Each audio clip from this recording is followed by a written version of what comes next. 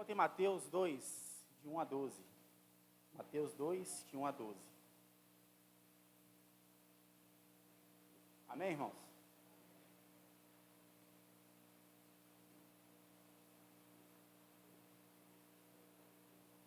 Mateus 2, de 1 a 12. Jesus nasceu na cidade de Belém, na região da Judéia, quando Herodes era rei da terra de Israel. Neste tempo, alguns homens que estudavam as estrelas vieram do Oriente e chegaram a Jerusalém. E eles perguntaram: onde está o menino que nasceu para ser rei dos judeus? Nós vimos a estrela dele do Oriente e viemos adorá-lo. Quando o rei Herodes soube disso, ficou muito preocupado, e todo o povo de Jerusalém também ficou. Então, Herodes reuniu os chefes dos sacerdotes e os mestres da lei e perguntou onde devia nascer o Messias. E eles responderam: na cidade de Belém, na região da Judéia, pois o profeta escreveu o seguinte: você, Belém, da terra de Judá, de modo nenhum é o menor entre as principais cidades de Judá, pois de você sairá o líder que guiará o meu povo de Israel. Então, Herodes chamou os visitantes do Oriente para uma reunião secreta e perguntou qual o tempo exato em que a estrela havia aparecido. E eles disseram. Depois, os mandou a Belém com a seguinte ordem: vão e procurem informações bem certas sobre o menino, e quando encontrarem, me avisem para eu também ir adorá-lo. Depois de receber a ordem do rei, os visitantes foram embora. No caminho, viram a estrela, a mesma que tinha visto no Oriente. Ela foi diante deles e parou acima do lugar onde o menino estava. Quando viram a estrela, eles ficaram muito alegres e felizes. Entraram na casa e encontraram o menino com Maria, a sua mãe. Então se ajoelharam diante dele e o adoraram. Depois abriram os seus cofres e ofereceram presentes: ouro, incenso e mirra. Num sonho, os avisou que não voltasse para falar com Herodes. Por isso voltaram para a terra por outro caminho. Palavra do Senhor.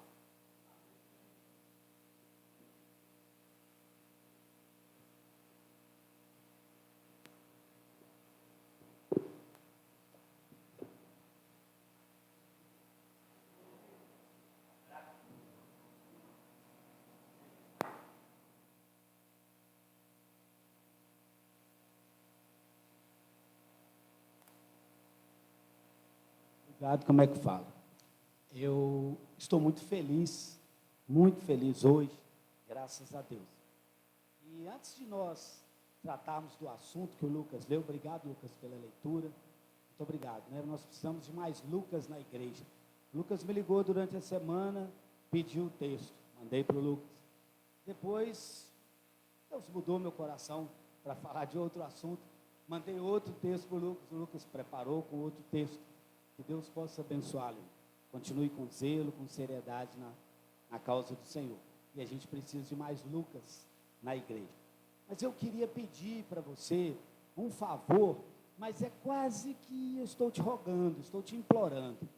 Eu vou estar compartilhando com os irmãos aqui, a Deus, e posteriormente, ao compartilhar a palavra de Deus, terá uma apresentação das nossas crianças, que será uma grande alegria, uma grande bênção. E eu te peço que não vá embora depois da apresentação. Eu te prometo que não vou tomar muito seu tempo. Mas eu preciso, com a igreja, de 5 minutos no máximo, não é de 5 para menos. Se estender muito, vai chegar aos 5. Mas eu gostaria que a igreja toda estivesse presente. Então é um pedido que posterior à apresentação das crianças, não vá embora, que eu preciso voltar e falar mais uma coisa com a igreja. Isso sim. O nascimento do nosso glorioso Rei. Hoje, a nossa será sobre o nascimento do glorioso Salvador, baseado no relato de Mateus. Precisamos pensar sobre isso.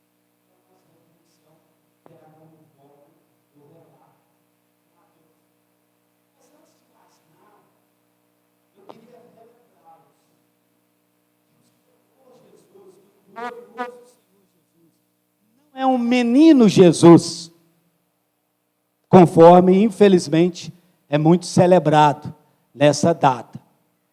E também que o nosso Redentor não nasceu em dezembro.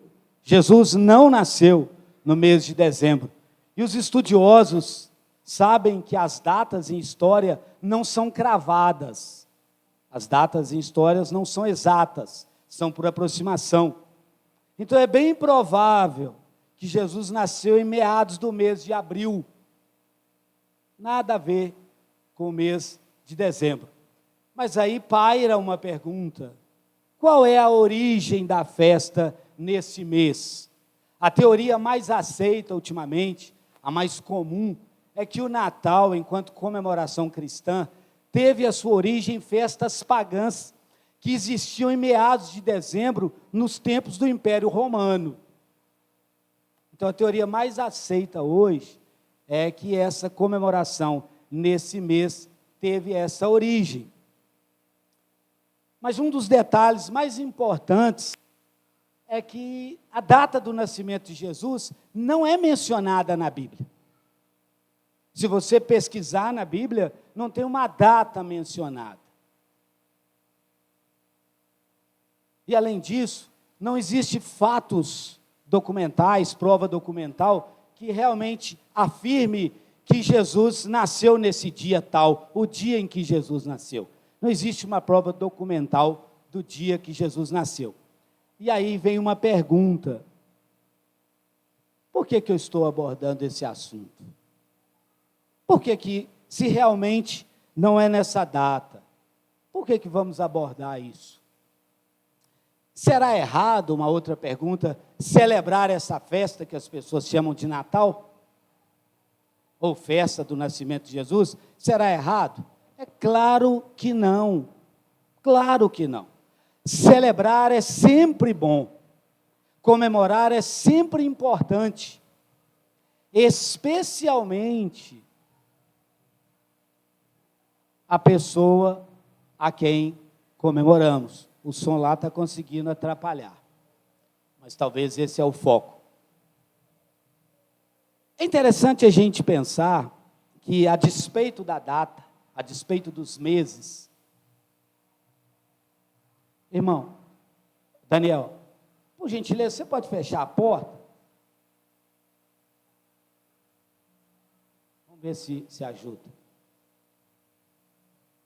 Educação, né? O direito de ouvir, mas a educação de respeitar o direito do outro, de não querer ouvir, falta no nosso país, em muitas dimensões. Mas tudo bem, vamos lá, vida que segue. O nascimento de Jesus foi projetado lá na eternidade.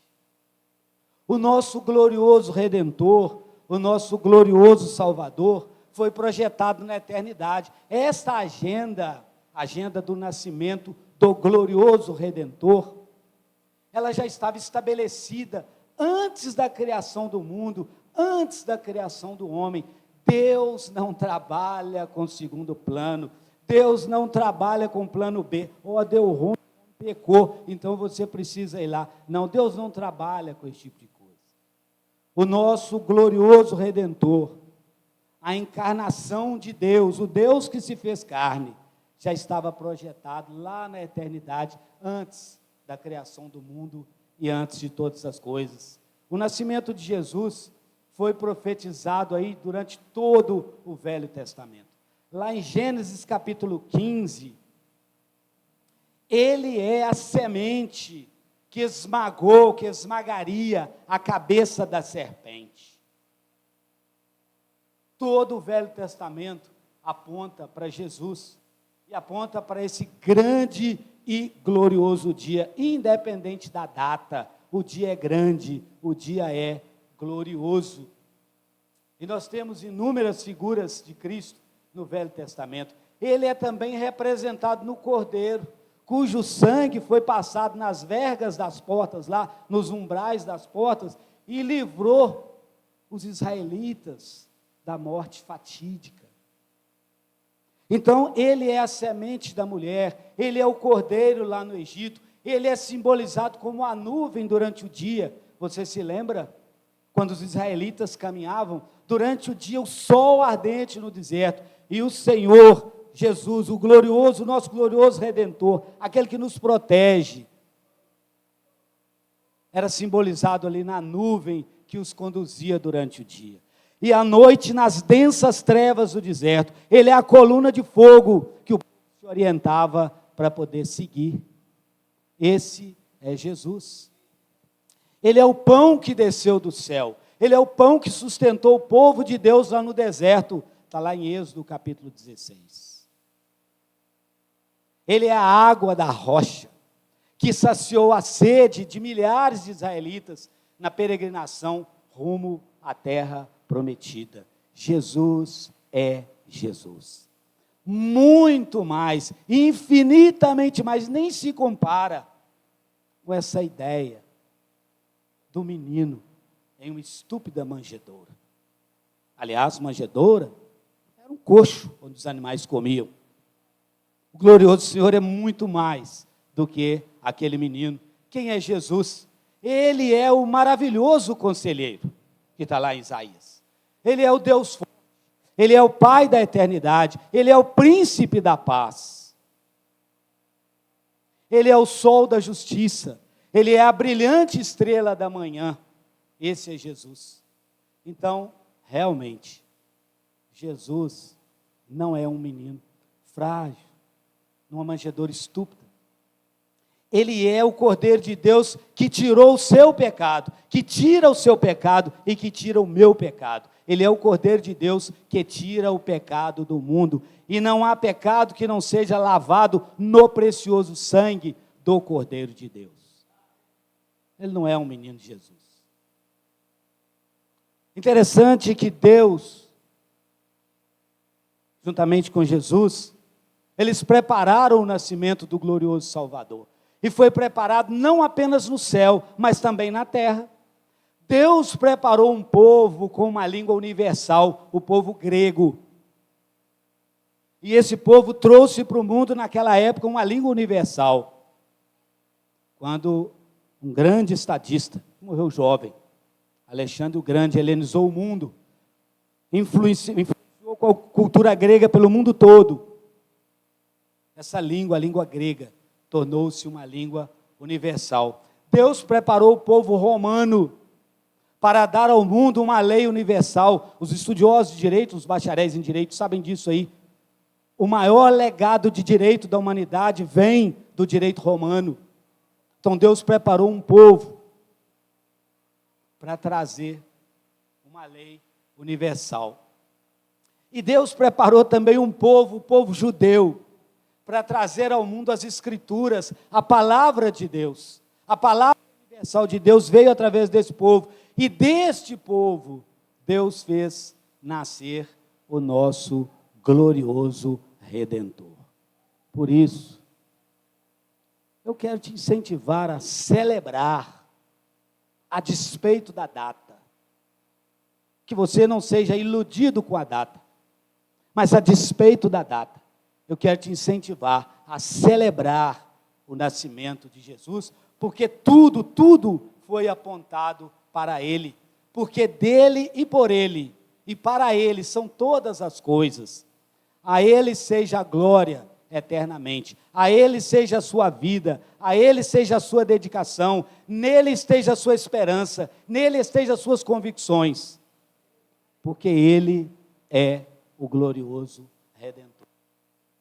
E então, na plenitude dos tempos, Ele nasceu de mulher, sob o regime da lei, para ser o nosso glorioso Redentor.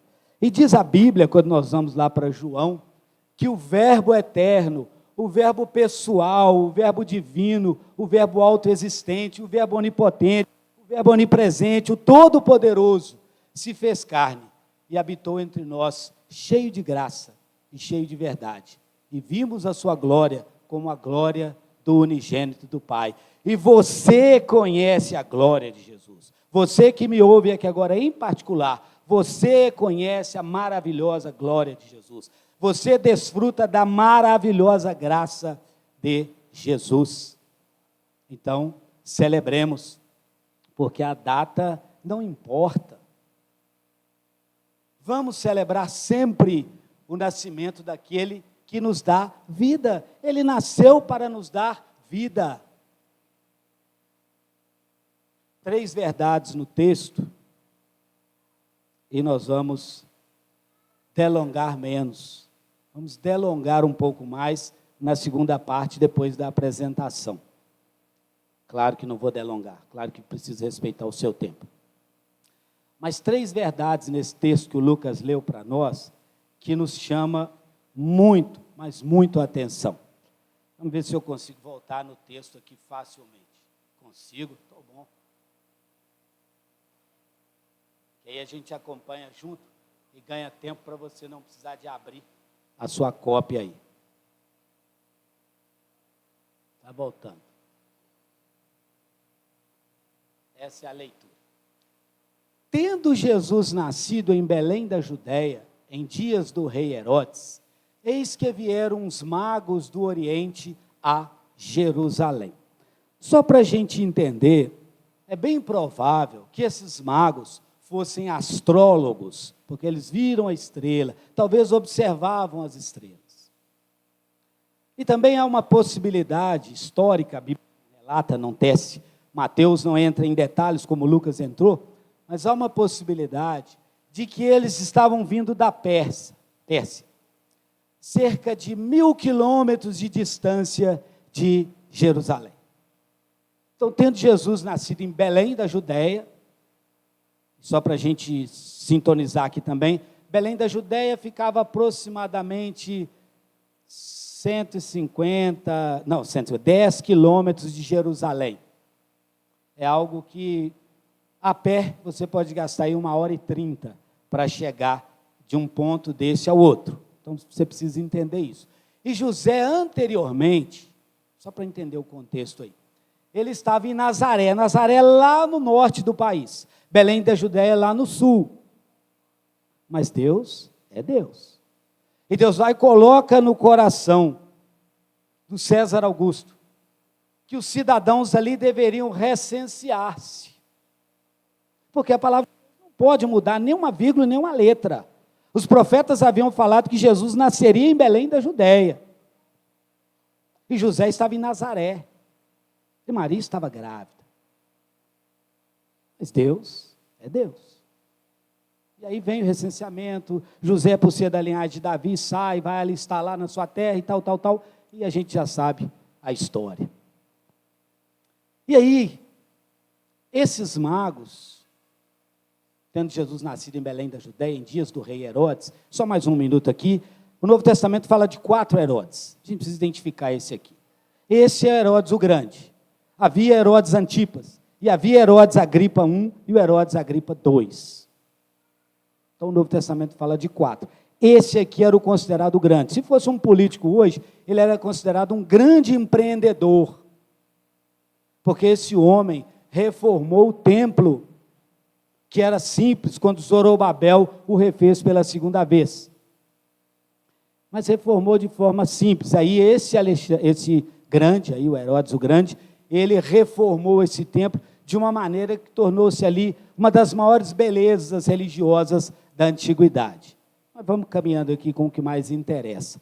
Aí os magos, e não diz número, a tradição mentirosamente diz que são 3, e até coloca nomes neles, e um por ironia do destino, até eu tenho esse nome, mas não é, a Bíblia não diz isso, diz que eram magos e não diz números.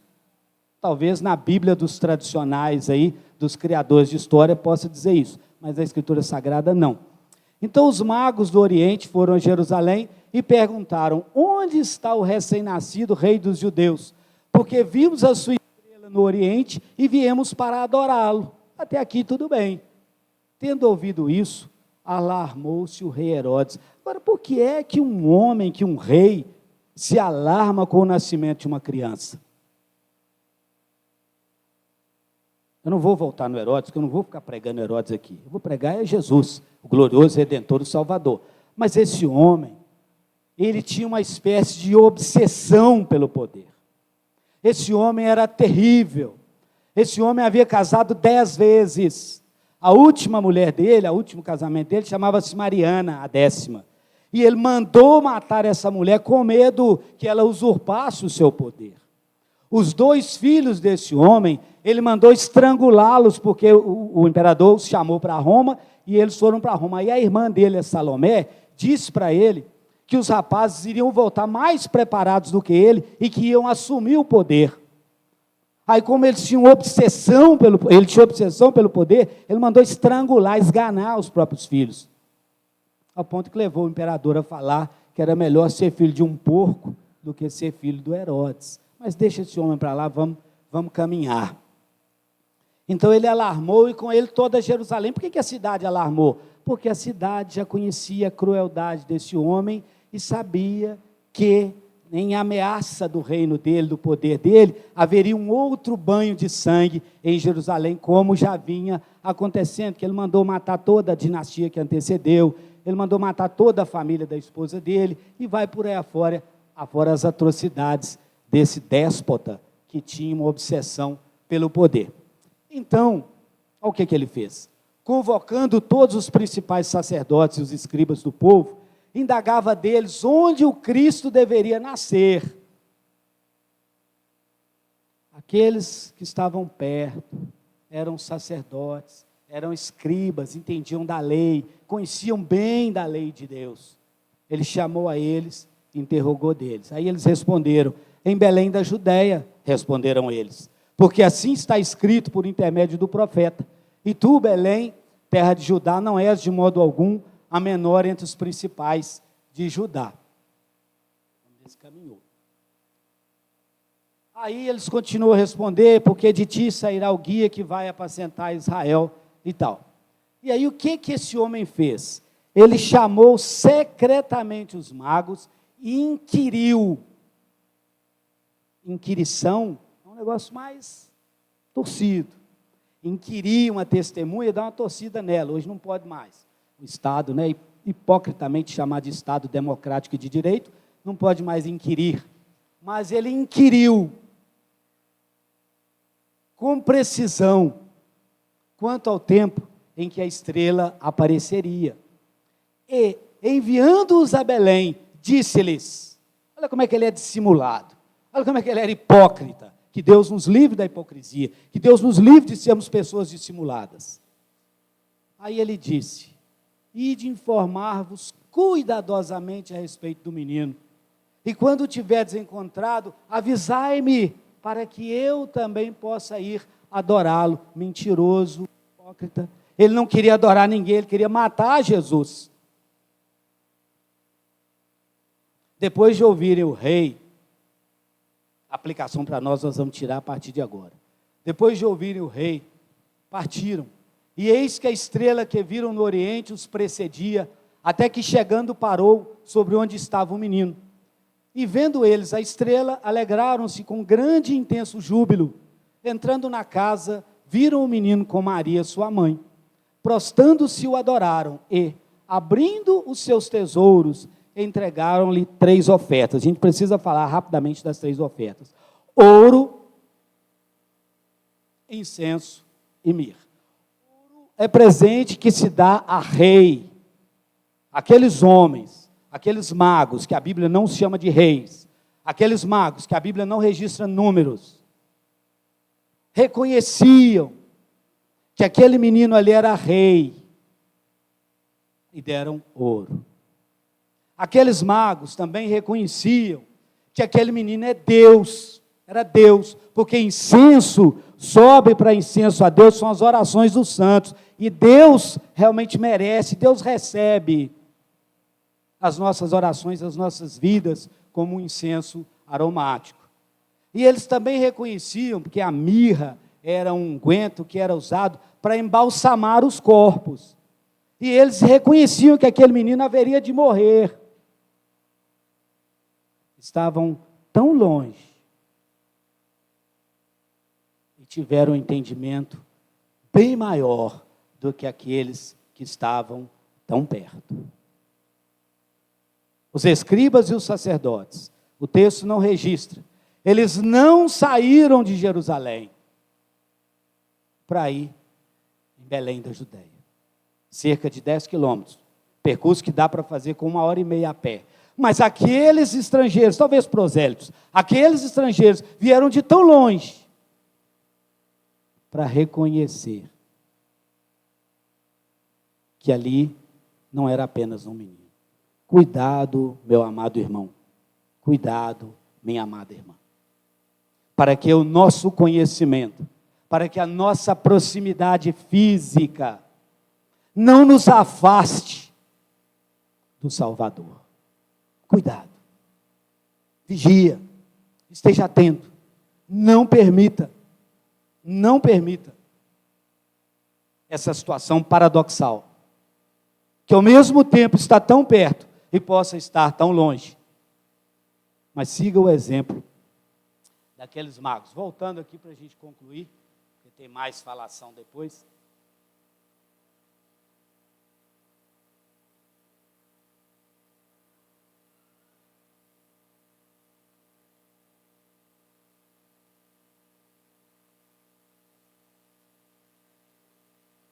Está chegando.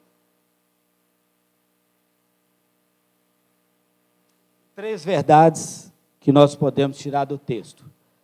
Primeira delas, rejeição. Embora sendo Deus, embora sendo o glorioso Redentor, o glorioso Salvador, Jesus é rejeitado. A segunda mensagem, segundo aprendizado que nós podemos, segunda lição que podemos tirar aí, é a indiferença das autoridades religiosas.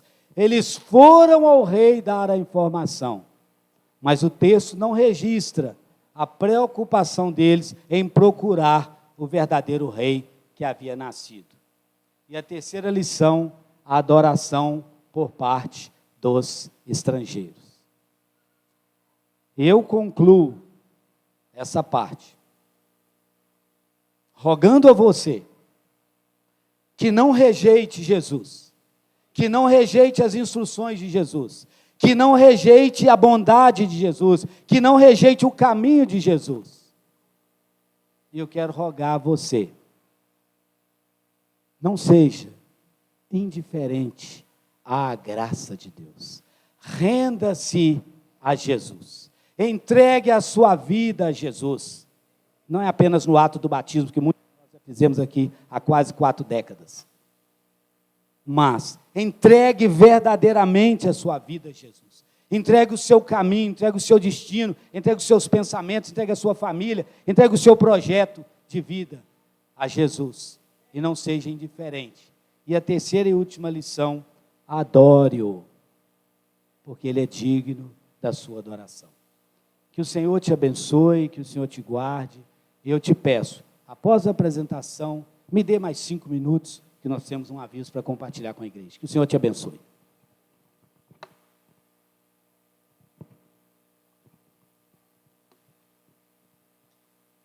Muito.